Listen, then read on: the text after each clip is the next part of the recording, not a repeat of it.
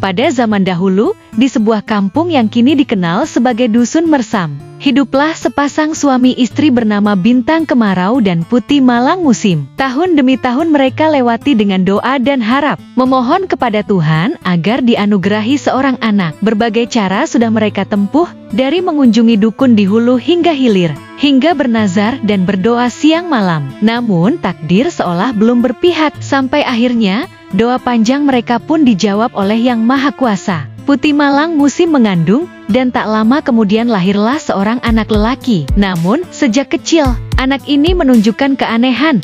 Ketika ia duduk berjongkok, lututnya dapat menyentuh telinganya sendiri. Karena keanehan inilah, ia dikenal oleh orang sekampungnya dengan nama Bujang Panjang Lutut. Tahun berganti, Bujang Panjang Lutut tumbuh dewasa. Suatu hari, datanglah raja beserta rombongan panglima, hulu balang, dan pengiring ke kampung mereka. Rupanya sang raja sedang melakukan perjalanan keliling negeri, melihat keadaan rakyatnya. Melihat kemegahan rombongan itu, darah muda Bujang Panjang Lutut pun bergelora. Ia bergegas menemui ayahnya. "Ayah," katanya penuh semangat, "hamba ingin sekali ikut bersama rombongan raja ke Jambi. Siapa tahu, hamba bisa bekerja di istana." Sang ayah menghela napas panjang. "Anakku," jawab Bintang Kemarau, "bekerja di istana bukan perkara mudah. Engkau tak punya keahlian atau kepandaian khusus. Bagaimana jika nanti engkau hanya jadi bahan tertawaan orang? Di kampung ini saja sudah cukup pekerjaan untukmu." Namun,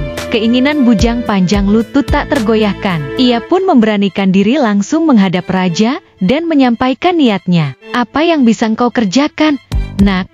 tanya sang raja sambil tertawa kecil. "Tubuhmu saja seperti itu, ditiup angin pun bisa rebah."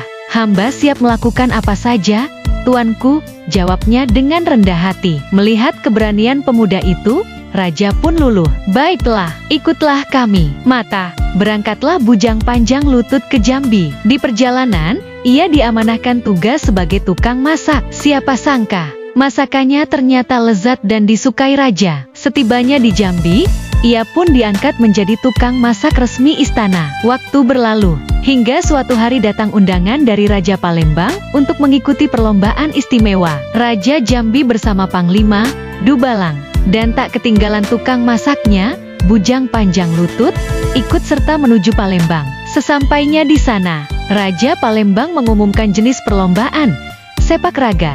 Tapi bukan bola rotan biasa, melainkan bola besi seukuran bola sepak. Hanya orang berilmu batin tinggi yang sanggup menyepak atau menyundul bola besi ini tanpa cedera. Ketika pertandingan dimulai, perwakilan Palembang bermain dengan lincah. Bola besi itu dipindahkan dari kaki ke kaki, lalu disundul ke kepala tanpa pernah jatuh. Nyaris setengah jam, Raja Jambi terkejut dan merasa tak mungkin sanggup menandinginya. Ia pun mengakui kekalahan.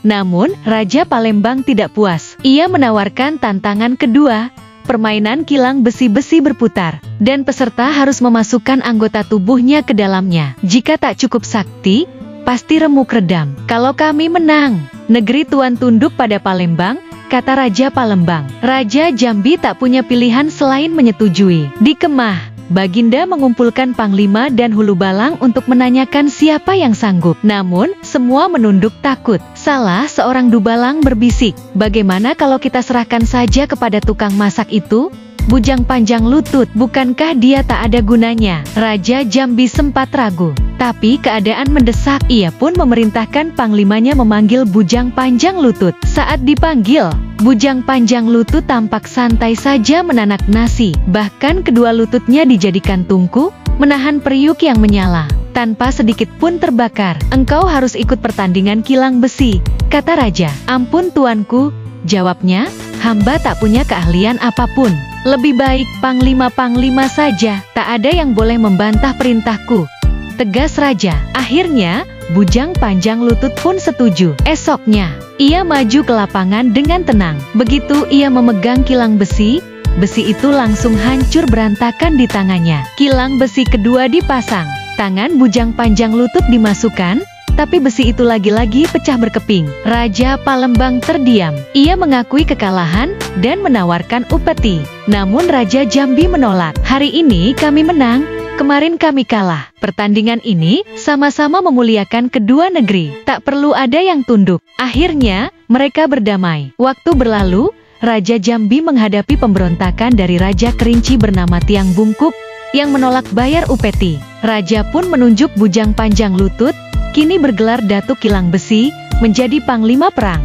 Datuk Kilang Besi memiliki kesaktian, ia dapat berubah menjadi kucing, harimau, atau hewan lainnya. Ia pun berangkat ke Kerinci. Di kebun bunga dan sayur Tiang Bungkuk, ia berubah menjadi kambing nakal dan memakan tanaman. Tiang Bungkuk marah, tapi kambing itu justru menanduknya hingga jatuh. Saat Tiang Bungkuk hendak berdiri, seutas tali tiba-tiba melilit tubuhnya. Seketika, kambing itu berubah kembali menjadi Datuk Kilang Besi. Tiang Bungkuk pun ditangkap, diseret, lalu dibawa ke Jambi dan dimasukkan ke penjara. Di dalam penjara, Tiang Bungkuk meminta istrinya mengirimkan lemang, makanan kesukaannya. Namun di dalam lemang itu, istrinya menyelipkan keris sakti. Untungnya, Raja Jambi curiga. Lemang dibelah, dan keris kecil itu ditemukan. Inilah keris yang akan menamatkan riwayatmu, desis Raja. Keris diserahkan kepada Panglima. Saat lemang diberikan kepada Tiang Bungkuk, sang Panglima menikamnya dengan keris tersebut. Tiang Bungkuk,